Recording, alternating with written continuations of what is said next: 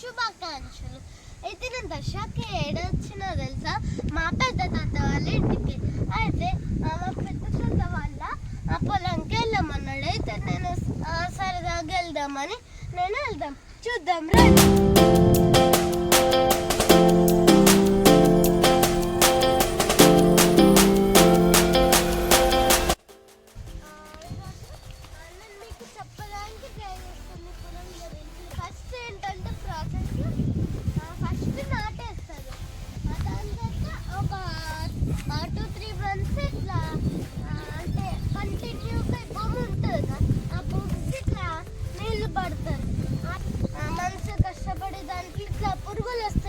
దోమలు ఈగలు ఇట్లా పురుగులు అంటే ఇట్లా వస్తాయి కదా, అప్పుడు పురుగుల మందు ఇట్లా చల్లుతారు అన్నట్టు పొలం మొత్తం.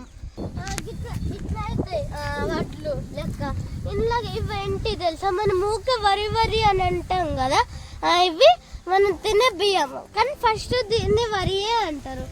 ఇట్లా వరిలు కాసినాక ఒక 10 days తర్వాత ఇట్లా ఎల్లో కలర్ లెక్క అవుతుంది.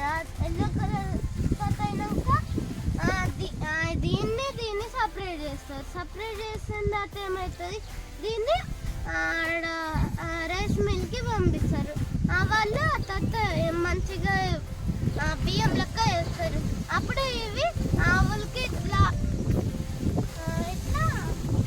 తినడానికి ఇట్లుంటుంది కదా, తినడానికి ఇట్లా వేస్తారు అన్నట్టు. అప్పుడు ఆవులకి కూడా మంచిగా బాగా వస్తారు. అదంతా ప్రాసెస్. కానీ 2-3 months కష్టపడి రైతులు చాలా చాలా చాలా కష్టపడి చేస్తారు.